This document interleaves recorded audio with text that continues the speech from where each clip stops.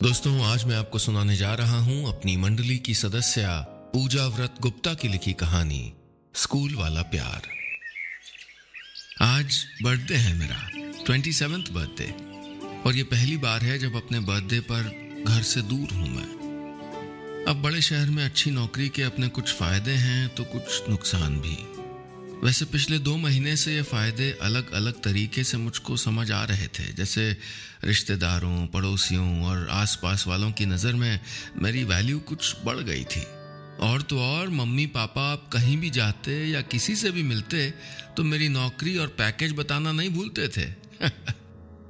बाकी घर से दूर रहकर बड़े शहर में नौकरी करने का नुकसान मुझे आज अपने बर्थडे पर समझ आ रहा था। अब सुबह सुबह मेरी हथेलियों पर अम्मा की मिट्टी जो नहीं मिली थी मुझे, वही जो वो हर बर्थडे पर तड़के सुबह ही मेरे कमरे में आकर देती थी। माँ के हाथों बनी साबूदाने की खीर का स्वाद भी बार बार याद आ रहा था। हालांकि फोन पे माँ ने बताया था कि खीर बनाई है उन्होंने, फिर भी ये कहते कहते उदास हो गई कि तू होती तो, हाँ मैं होती तो फिर किसी और को चखने भी नहीं देती।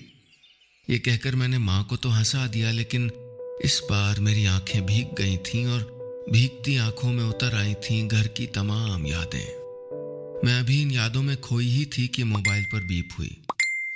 देखा तो मैसेंजर पर मैसेज आया था, वही मैसेज जो हर साल सिर्फ मेरे बर्थडे पर आता है और भेजने वाला बस 3 शब्द ही लिखता है, हैप्पी बर्थडे प्रिया।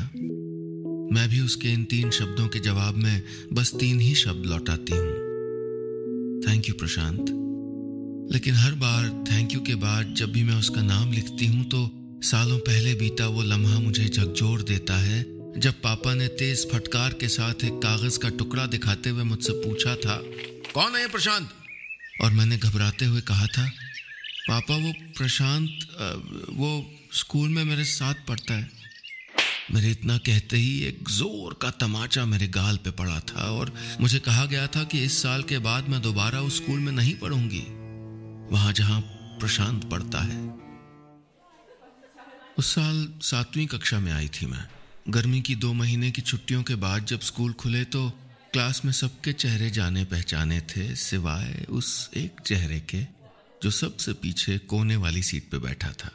आंखों पे लाल फ्रेम का चश्मा, हल्के घुंघराले बाल और हरा स्वेटर, यही पहना था उस दिन उसने। सीट पर बस्ता रखते हुए मैंने बस एक नजर देखा था उसे, लेकिन क्लास के लड़कों की सुगबुगाहट सुनी थी। अच्छा, कानपुर से आए हो तुम प्रशांत? क्लास के लड़के प्रशांत के पास खड़े होकर बतिया रहे थे और हम लड़कियां उन्हीं बातों को सुनकर आपस में फुसफुसा रही थी। अब उन दिनों कोर्स पूरा करने के लिए कॉपी मांगने के अलावा क्लास के लड़कों से बात करने का रिवाज जो नहीं था स्कूल में, लेकिन शायद उस हरे स्वेटर वाले कानपुर से आए प्रशांत को इस रिवाज की जानकारी नहीं थी। तभी तो इंटरवल में जब हम पीछे वाली सीट पर कट्टा बिंदी खेल रहे थे तो उसने अपनी उंगली रखते हुए चाल चलती अंकिता से कहा, अरे कट्टा यहाँ बनेगा, और इतना कहकर वो अपनी सीट पर बैठ गया। लेकिन सारी लड़कियों ने अंकिता को घूर कर देखा। अब इससे पहले कि उससे कोई कुछ पूछता, वो मुंह बनाकर बोली, हम नहीं जानते कौन है ये, पागल कहीं का। उस दिन तो अंकिता ने सबके सामने प्रशांत को पागल कह दिया, लेकिन जब कुछ दिन बाद अंग्रेजी वाले रौनक मासाब की क्लास में प्रशांत ने बिना अटके पूरे के पूरे 12 टेंस उदाहरण सहित सुनाए तो वो मेरे कान में फुसफुसाई थी, बोली, हाय राम कितना होशियार है ये लड़का। क्लास में प्रशांत की होशियारी के किस्से अब अक्सर देखने को मिलते। विषय कोई भी हो, हर सवाल के जवाब में हाथ सबसे पहले उसी का ऊपर होता।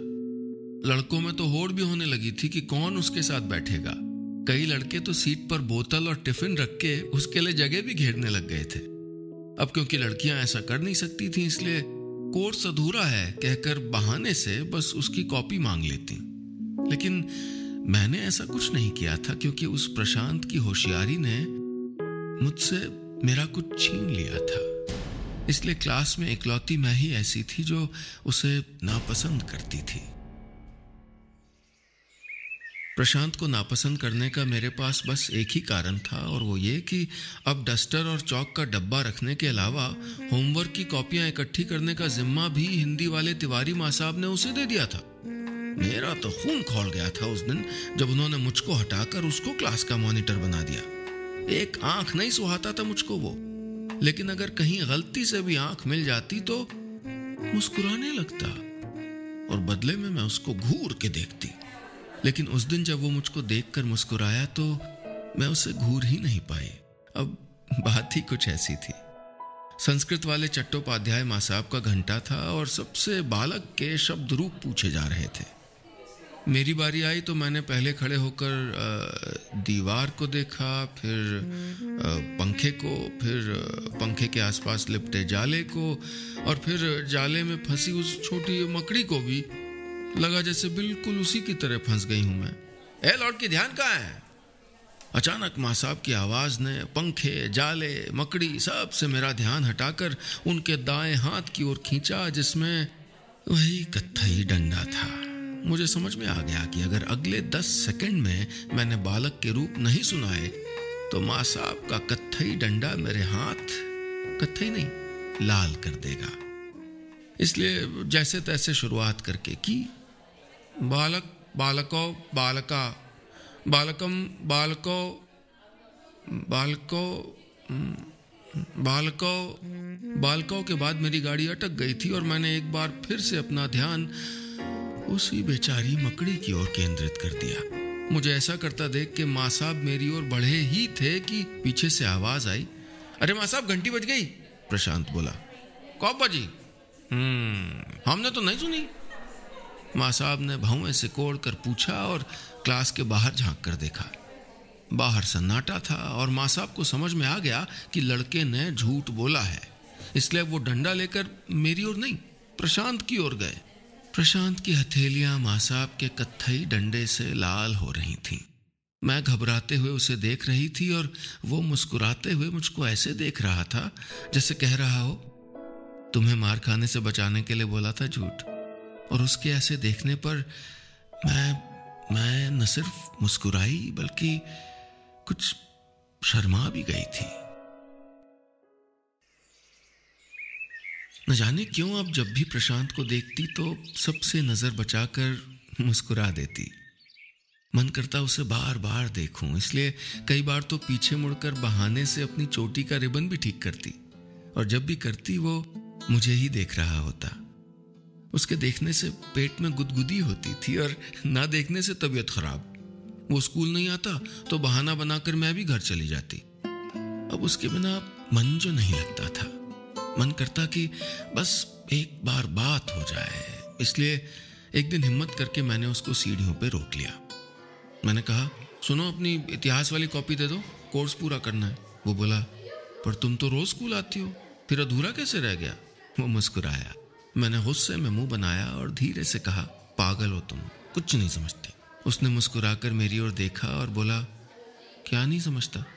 कुछ नहीं, कह के मैं गुस्सा दिखाते हुए क्लास में वापस आ गई।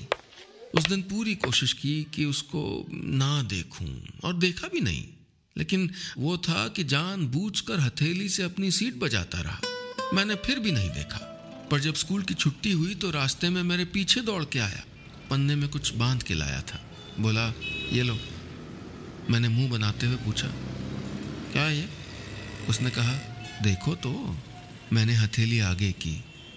उसने कुछ ऊपर से ही वो मुड़ा सा कागज मेरी हथेली पे रखा और ये ख्याल भी रखा कि कहीं मेरी हथेली उसकी हथेली से छू ना जाए।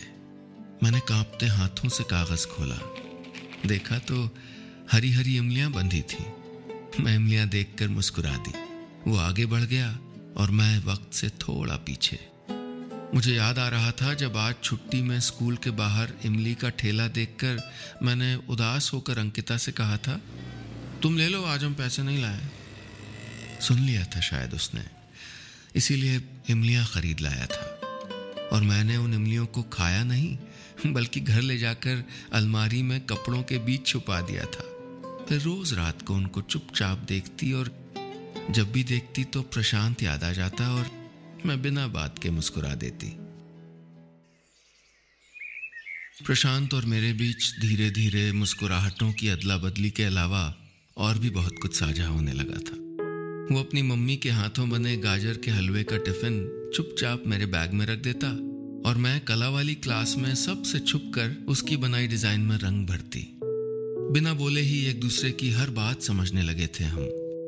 फिर एक दिन स्कूल में गैलरी वाले खंबे के पीछे उसने मुझको इशारे से बुलाया और बोला, कुछ देना था तुमको। मैंने घबरा कर पूछा, क्या? उसने बस्ते से मधुमालती के फूलों का एक गुच्छा निकाला और मुझसे नजरें चुराते हुए बोला, ये लो, कल उछल उछल के तोड़ रही थी ना तुम, गिर जाती तो? अब से फूल चाहिए तो मुझको बोलना। धीरे से ये कहकर वो चला गया और मैंने तिरछी नजर से हर ओर देखा। डर गई थी ये सोचकर कि कहीं किसी ने फूल देते हुए देखा तो नहीं। फिर भागती हुई क्लास में आई और फटाफट उस गुच्छे को कॉपी के बीच छुपाया। फिर घर जाकर उस कॉपी को कपड़ों के बीच। कितना संभाल कर रखती थी मैं उसकी हर चीज को, इसलिए उसका कितना कुछ इकट्ठा हो गया था। उसके पेन का वो ढक्कन जो क्लास में गलती से गिरकर मेरे पैर के पास आ गया था, उसकी विज्ञान वाली कॉपी का वो पन्ना जिसे माँ साहब ने अमीबा का गलत चित्र बनाने पर फाड़ के फेंक दिया था, और वो चम्मच भी जिससे हलवा खाने के बाद मैंने अपने पास ही रख लिया था क्योंकि उससे पहले प्रशांत ने उस चम्मच से खाया था। बड़े तरीके से मैंने सब कुछ उन कपड़ों के बीच छुपाया था, लेकिन गलती से उस कैसेट को छुपाना भूल गई थी जो मुझको देते हुए प्रशांत ने कुछ शर्मा कर कहा था, इसमें गाने भराएं तुम्हारे लिए, अकेले में सुनना। उसने कहा तो शर्म से मेरा चेहरा लाल और कनपटी गर्म हो गई थी। उस रोज कैसेट को मैं जैसे तैसे छुपाकर घर लाई और अनूप जलोटा के भजन वाली कैसेट के अंदर छुपा दिया। लेकिन ऐसा करते हुए मैं भूल गई थी कि पापा को तो सुबह सुबह अनूप जलोटा के भजन सुनने की आदत थी। सुबह सुबह तेज आवाज में गाना बज रहा था, बहुत प्यार करते हैं तुमको सनम। और गाने से ज्यादा तेज आई पापा की आवाज, अरे भजन वाली कैसेट में फिल्मी गानों की कैसेट किसने डाली? मैंने पापा की बात को अनसुना किया और मुस्कुराते हुए गाना सुनने लगी। लगा जैसे मेरे लिए प्रशांत ही गा रहा हो। तभी अचानक गाना बंद हो गया और पापा बोले, ये किसने रखी?